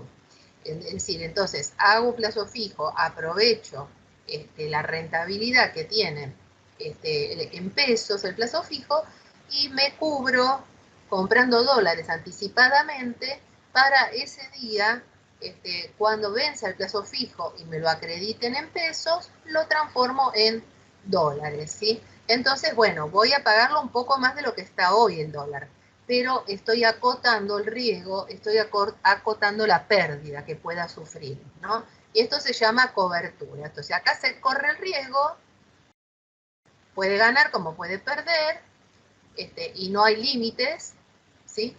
Hace un estimado y toma la decisión. Acá el riesgo es limitado y tiene un costo.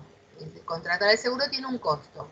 Y esta operación hace unos cuantos años, ahora después se siguió haciendo, pero durante bastantes años, del 2000 fue hacer un plazo fijo y para el vencimiento contratar dólar futuro, ¿sí? Con lo cual se acotaba la posibilidad de tener una pérdida al transformando en dólares. Bueno, ahora está acotado porque obviamente los contratos a futuro en dólares, si no hay para comprar hoy, menos para comprar dentro de un mes. Pero pónganle, por ejemplo, esto puede pasar también por un importador que necesite dentro de un mes o dentro de 2 meses pagar un container que llega y necesita asegurarse de que no va a pegar un salto el dólar, entonces hace un contrato con el dólar futuro, ¿sí? Con el cual se asegura que pueda contar con esas divisas para retirar el container del puerto, la mercadería del puerto, y que pueda hacerlo en ese momento, más allá de que haya un salto importante del tipo de cambio. Y la otra posibilidad que no existe en este momento, no rige en este momento, pero estuvo en otros momentos, es que haya un seguro de cambio, es decir, que el Estado mismo sea el que garantice que aunque haya, si uno firmó, por ejemplo, una hipoteca en dólares, que más allá de que los saltos que pegue el dólar, el Estado asegura que va a, para poder cumplir con esa hipoteca, que el Estado va a proveer de la divisa al valor que tenía histórico. Bueno, esas son este es el archivito que les dejo. Acá arriba tienen también otra forma, digamos, de explicar la condición Marshall-Lerner, ¿sí? Y un ejemplo. La única aclaración que les hago es que cambió el orden de los términos, ¿sí? Acá primero puso la depreciación, después colocó las exportaciones sumando, y después colocó la baja de las importaciones, ¿sí? Restando la baja de las importaciones. Con lo cual el resultado le dio que mejoró la balanza comercial 0,7%. Bien, es otro ejemplo, nada más que tengan en cuenta que están en distinto orden de cómo, bueno, acá está la explicación de lo que ocurre en general, pero está distinto el orden de lo que está colocado acá. Bueno, para finalizar, escucho preguntas. Escucho preguntas. No, profe, todo bien, por lo menos de mi parte. Todo bien. Bueno, tengo un video que vamos a ver cuánto dura, porque en todo caso, sobre esta segunda situación, por ahí mejor se los dejo, para que ustedes después de volver a leer la parte esta que tiene que ver con la movilidad imperfecta, hay un video donde explica paso a paso la dinámica del ajuste en los gráficos que vimos últimamente, ¿sí?